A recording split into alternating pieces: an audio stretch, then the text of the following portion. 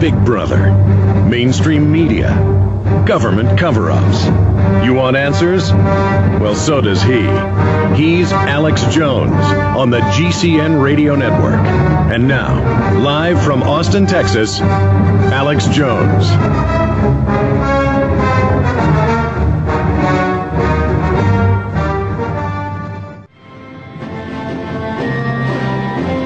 We are seeing Enron-level collapses every day.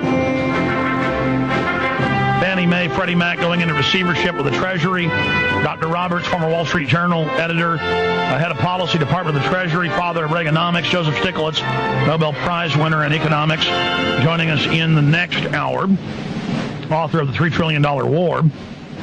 But Dr. Roberts said he didn't know if the Treasury would be able to even sustain this and not go bankrupt itself, or not have the world see it as insolvent last week when he joined us when Fannie Mae and Freddie Mac got in so much trouble. And now we've seen all these other major brokerage firms in deep trouble. Goldman Sachs now in trouble today. Of course, everybody knows what happened yesterday with another major firm going under, Bank of America buying another firm. This is just really getting serious.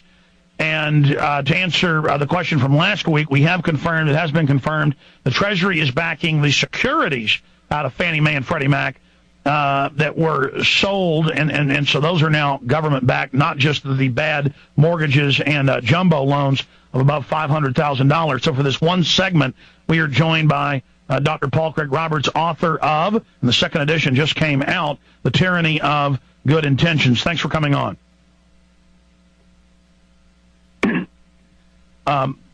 Dr. Roberts, where do you see things going here? Well, Alex, there's been a lot of concentration in the financial sector. It looks like the end of independent broker-dealers, and so we're moving into what Marx or Lenin or somebody would have called financial monopoly capitalism. This concentration is what it will take, I guess, to prevent this from unraveling. What happened was, all of this, in my opinion, is a consequence of too much deregulation. Things were deregulated to the point that firms, these independent broker-dealers like Goldman Sachs and Lehman Brothers, Bear Stearns, they did not have enough capitalization to back the risk that they assumed in these new deregulated financial instruments like subprime derivatives, collateral debt obligations. No one really knew what the value of these things were because the risk had never been analyzed.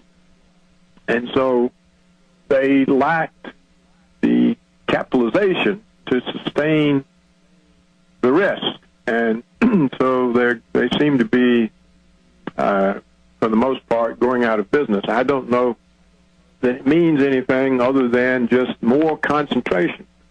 It's kind of like the deregulation of the airlines. We've got fewer and fewer airlines.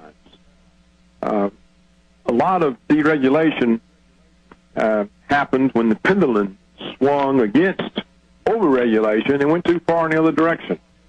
It became an ideology. The deregulation of electric power gave us Enron.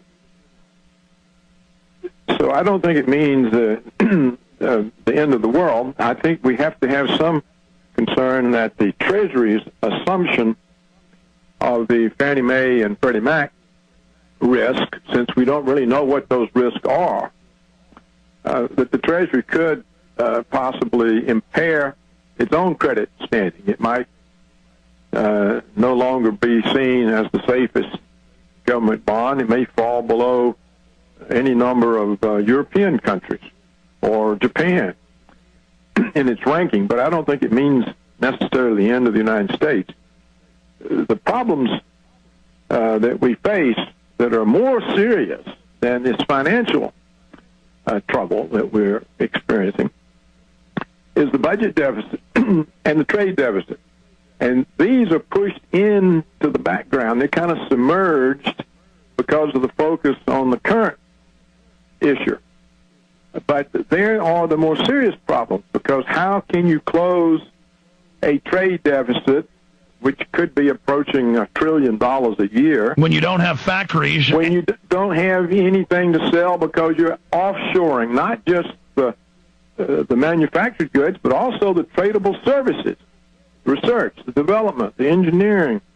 Just recently, Duke University has issued a report that these high value-added services that were considered too proprietary, too much of the core business to be outsourced abroad, are now being moved offshore. So we don't just lose the tradable goods, we lose the tradable services. So how do you close that deficit? Well, even weapons development outfits aren't just building the cluster bombs and tanks and weapon systems offshore. They are now, as you said, having different research and development done, even in, quote, enemy countries like, quote, communist China. Right. But There's no reason for us to worry about that. In fact, it might be one way we can curtail the war-making proclivities of the Republicans. Well, let me ask you this, Dr.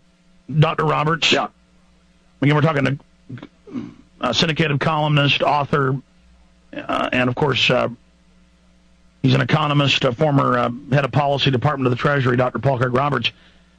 Doesn't it also increase the deficit to have the Treasury bailing out all these, quote, financial institutions? Right.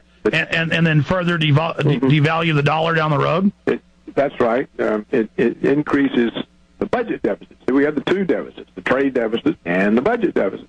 So when the Treasury assumes these responsibilities, it's like the Congressional Budget Office said the other day, that the revenues now of Fannie Mae and Freddie Mac should be included in the federal budget, and their expenditures should be included. Well, obviously, the expenditures are greater than the revenues. That's why they had to be taken over. So, yes, that will automatically increase the amount of money the Treasury has to borrow every year for the federal government to operate. So, and that, of course, puts more pressure on the dollar. At some point, the rest of the world, which is financing us, realizes that there are just too many dollar obligations for them to be good. And when they stop buying the bonds, that's when reality hits Americans and when it hits Washington. Because then they realize, hey, we've been dependent all this time on foreigners to operate the government on a daily basis, and we've abused that to such an extent we've scared off the lenders. And those are the problems that are lurking, that are far more serious than the failure of Lehman Brothers or Merrill Lynch being bought by Bank of America or whatever the remaining independent broker-dealers who will possibly be pushed into being acquired by some commercial bank. Apparently, these big commercial banks, I don't really understand the mechanics of it. I haven't had time to think about it. But they feel that these big commercial banks are protected by so many deposits that I don't quite know how the accounting works, but somehow this shields the investment parts from being undercapitalized. So, when really what they're doing is infecting everybody's savings and pension funds right now by moving all of this bad debt and all these dirty securities into Bank of America and others. Well, Bank of America wouldn't have taken this if they didn't see it to be their advantage. Sometimes companies get insolvency doesn't always mean the company doesn't have a future when things turn around. It just means it can't last that long. And that's probably the case. Oh, no, I understand the big banks, the Federal Reserve stockholding banks certainly like what's happening, and that's where we may differ. I believe this has all been engineered. It may have gotten out of control, but I read the IMF. Well, they'd have to be pretty smart to know how all this would work out. But whether it's engineered or not, it is leading to financial concentration. Which is what the elite wants. I mean, could you come up with a more dastardly plan if you tried to offshore our industry, to dumb our population down, to militarize our police, to then run us up to debts that never before seen even in imperial Rome, and then to set up a domestic police state and have Northcom over the people, and to have our new industry be prisons and military? I mean, that's really, I mean, you talk about the greater threat being our trade deficit, and I agree with you, but even if everything fell apart tomorrow and we had a depression, if we had liberty and some free market system, we could build it back up. But if all we have is Northcom and the prison system left, and a lazy population,